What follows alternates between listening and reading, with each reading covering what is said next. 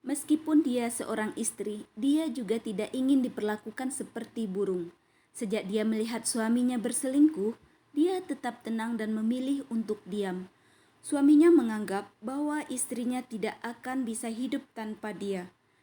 Keesokan paginya, ketika dia hendak sarapan, dia tidak melihat hidangan di meja. Lalu, suaminya bertanya, "Bi, Nyonya mana?" "Nyonya sudah pergi lebih awal, Tuan," jawab pembantunya. Tommy mengira istrinya pergi jogging. Tanpa disadari, istrinya pun pergi, mulai bekerja di kantor yang sama. Dia kaget dan pura-pura tidak mengenal istrinya karena dia berharap istrinya yang akan menyapanya duluan. Tapi sayang, istrinya juga cuek. Menganggap itu bukanlah suaminya. Dia ingin bangkit membalas semua perlakuan suaminya kepadanya. Pagi itu, dia memperkenalkan dirinya di kantor dan dia membawa sedikit makanan yang akan dibagikan untuk teman-teman barunya. "Hai semua, perkenalkan aku Ratih, baru bergabung di perusahaan ini. Aku yakin kalian semua pasti belum sarapan kan? Nih, aku bawain cake, silakan dimakan." Suaminya hanya melihat apa yang dilakukan istrinya. Dia kesal karena dicuekin oleh istrinya sendiri. Suaminya mengumpulkan semua staf yang ada di ruang itu. Suaminya pun ingin memasukkan selingkuhannya ke perusahaan yang sama.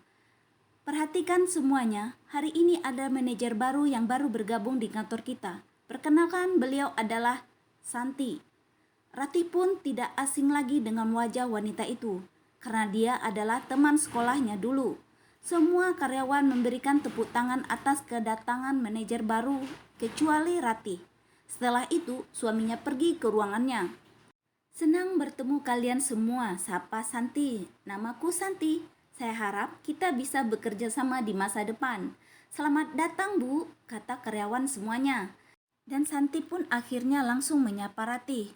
"Hai, kenapa kamu ada di sini? Kebetulan sekali," ucap Santi. Lalu karyawan yang lain mengatakan, "Oh, ternyata ibu sudah saling mengenal ya?" Santi pun langsung menjawab, "Iya, kami dulu adalah teman kuliah.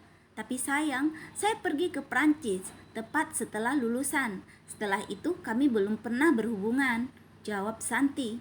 "Bertahun-tahun telah berlalu, tapi kau masih saja begitu munafik," ucap Ratih.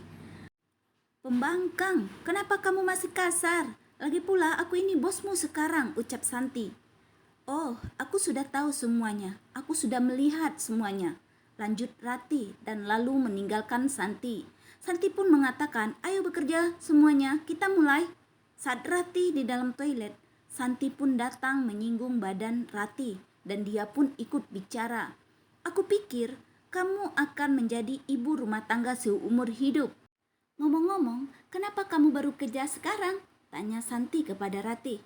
"Oh, mungkin karena suamimu tidak mengakuimu sebagai istri di depan orang," ujarnya lagi. "Yang penting cukup bahagia dengan mengakui dia di depan hukum daripada menjadi pelakor untuk pengganggu milik orang," balas Ratih.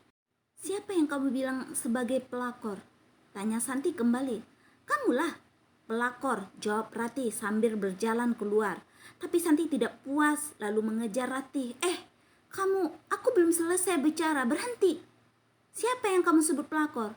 Santi pun menarik tangan Ratih ke belakang. Dengan sigap Ratih pun menapiknya. "Apa yang kalian lakukan berdua, semuanya aku sudah tahu," jawab Ratih. Tiba-tiba suaminya datang dari belakang dan si pelakor pun berpura-pura kesakitan dan mengadu bahwa dia ditampar oleh Ratih.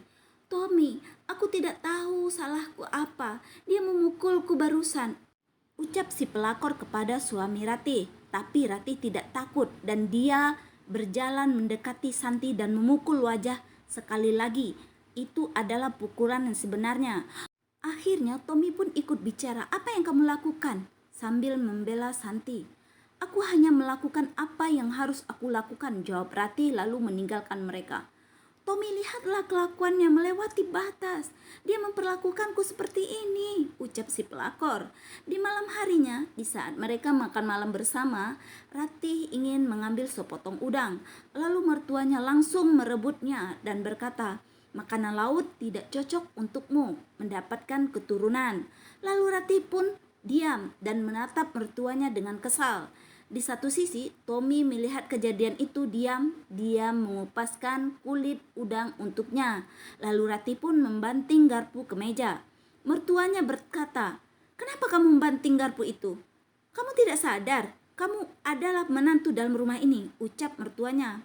Lalu Ratih pun menjawab, "Saya tidak peduli bagaimanapun pandanganmu terhadapku. Aku akan menjadi diriku, suka hatiku. Kalau kamu tidak senang, silahkan cari menantu yang lain," ucap Ratih semakin marah. "Apa kasar sekali kamu nih?" kata mertuanya. "Ada apa denganmu?" "Aku ini mertuamu," ucap mertuanya. Lalu dia menjawab, "Pernahkah Anda menganggapku seperti menantu? Anda hanya menganggap saya alat untuk melahirkan keturunan. Tapi saya tidak ingin menjadi seperti itu," tegasnya. Ratih semakin lancang. "Kamu bicara sekarang," ucap mertua dengan keras. Dan suaminya pun ikut bicara. "Mama, saya baru saja membelikan hadiah untuk Mama. Mungkin Mama bisa melihatnya dulu di kamar," ucap Tommy mengalihkan keributan itu. Suaminya pun kembali duduk di sampingnya, melanjutkan makan malam sambil ngobrol. Tommy pun bertanya kepada Ratih, "Apakah kamu masih lapar?" "Tentu saja," jawab Ratih. "Bekerja menghabiskan banyak tenaga, saya perlu mengisi tenaga kembali," ujar Ratih. "Tidak bisakah kamu seperti dulu lagi di rumah ini? Tidak bekerja mengurus pekerjaan rumah?" tanya suaminya. "Maksud kamu?" "Seperti sebelumnya," jawab Ratih dengan sinis. "Coba kamu lihat diri kamu yang sekarang, yang memiliki wajah musang. Kamu berpikir begitu rendah memandang saya. Bagaimana saya bisa seperti dulu lagi?" bantah Ratih. "Aku sudah kenyang." Lalu dia pergi ke kamar meninggalkan suaminya. Keesokan harinya, Tommy bersiap-siap untuk berangkat kerja, tapi dia kesulitan di saat memakai dasinya. Dia pun pergi ke meja makan. Dia berharap di situ ada istrinya, tapi di situ tidak ada istrinya. Yang ada hanyalah pembantu. Pembantunya pun berkata, "Ibu Ratih sudah berangkat pagi-pagi duluan, dan Nyonya pun sedang sibuk mendengar perhiasannya." Tommy kaget mendengar ucapan pembantunya. Dia melihat sarapannya yang disiapkan pembantunya, dan dia tidak memakannya, langsung pergi ke kantor. Saat asisten memberikan dokumen kepada Tommy, dia bertanya, "Pak, kenapa dasimu acak-acakan? Mungkin wanita yang ada di kantor ini bisa membantumu," ujar asistennya. "Mungkin aku bisa bantu panggilkan kalau kamu mau." "Oh iya Pak, pagi ini Ibu Ratih datangnya lebih awal dan dia pun belajar menggunakan printer." Tapi Tommy masih saja kesal sembari memandangi dokumen yang diberikan asistennya. Dia pun berkata, "Urus saja urusanmu sendiri." "Baiklah Pak," asisten menjawab. Tiba-tiba dia menatap ke ruangan istrinya, dan dia teringat istrinya pernah menyiapkan sarapan menemaninya untuk sarapan sampai selesai. Dia pun mengantar sampai ke pintu, dan dia memperhatikan pakaian dan mengucapkan, "Cepat pulang ya sayang." Itulah yang dirindukannya sebenarnya saat ini. Tapi semua itu hanyalah kenangan. Tiba-tiba dia sadar, "Kenapa aku harus mengingat dia?" ucapnya dalam hati. "Aku tahu dia pasti melakukan semua ini dengan sengaja." Dia bicara sendiri. Dan dia pun sadar, aku tidak boleh tertipu. Dia pun berusaha untuk fokus dengan pekerjaannya. Tanpa dia sadari, dia pun seperti sedang mencari perhatian istrinya kembali. Dia jadi salah tingkah. Dia sibuk tak karuan, dan tak sengaja dia pun memegang semprotan air untuk menyiram bunga di atas meja. Asistennya pun bertanya, "Maaf Pak, kenapa kamu memegang semprotan bunga?" Lalu dengan gugup dia menjawab, Bunga sudah mulai kering," jawab Tony. Sementara istrinya tetap fokus bekerja. Hampir saja dia menabrak istrinya saat hendak mengprint kertas. Suaminya pun grogi dan salah tingkah. Dia langsung membalikkan badan, takut ketahuan dengan istrinya dengan sikapnya yang salah tingkah itu. Ratih pun bertanya, "Pak, jangan bilang kamu menghindari aku." Seketika dia berhenti melangkah. Dengan kesal dia memandang dan menatap istrinya. Istrinya secara spontan memperhatikan dasinya yang berantakan. Di saat dia ingin merapikannya, tiba-tiba teringat dengan misinya. Lalu Dia pun berkata kepada suaminya, "Pak, harap perhatikan penampilanmu," sambil tersenyum tipis. Lalu Tommy pun menjawab, "Ratih, mari kita bicara sebentar." Dan dia pun menuju ruangan. Ratih pun mengikutinya dari belakang. Sampai di ruangan, dia langsung berkata kepada istrinya, "Ratih, untuk menghindari rasa malu, saya harap kita menghindari untuk bertatap muka seperti tadi. Aku tidak ingin ini terulang lagi semasa akan datang." Lalu istrinya pun menjawab, "Sekarang saya sadar betapa narsisnya kamu sebelumnya.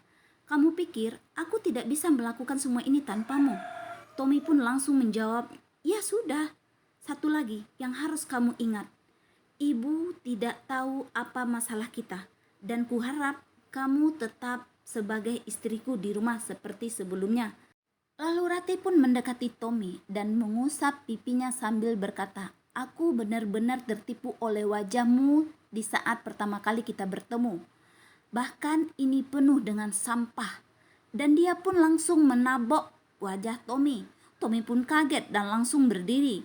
Di saat suami hendak berdiri, Ratih pun memegang pundaknya sambil berkata, "Dengar baik-baik. Dulu aku mencintaimu. Tapi sekarang beda. Kedua kita sudah di ambang perceraian.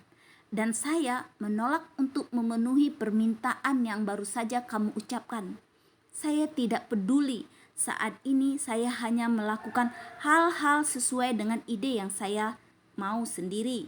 Selain itu, Pak Tommy, ini adalah perusahaan. Apakah menurutmu ini membahas masalah pribadi wajar di tempat ini? Menurutmu ini pantas nggak kamu membahas masalah pribadi, bahkan bersama karyawan wanita lain di kantor ini? Lagi pula kita dalam periode pendinginan, mungkin kamu butuh waktu untuk menjernihkan pikiran. Maaf ya, saya ingin melanjutkan pekerjaan. Jangan lupa subscribe channel ini dan tulis di komentar di mana asalmu agar kita bisa saling mengenal. Terima kasih teman-teman, begitulah kehidupan dalam rumah tangga. Setiap apa yang kita perbuat, kita harus menerima konsekuensinya dari perbuatan itu sendiri. Tidak selamanya istri itu bisa diperlakukan seenaknya, karena dia juga punya hak untuk dihargai dan dimengerti. Wassalamualaikum warahmatullahi wabarakatuh.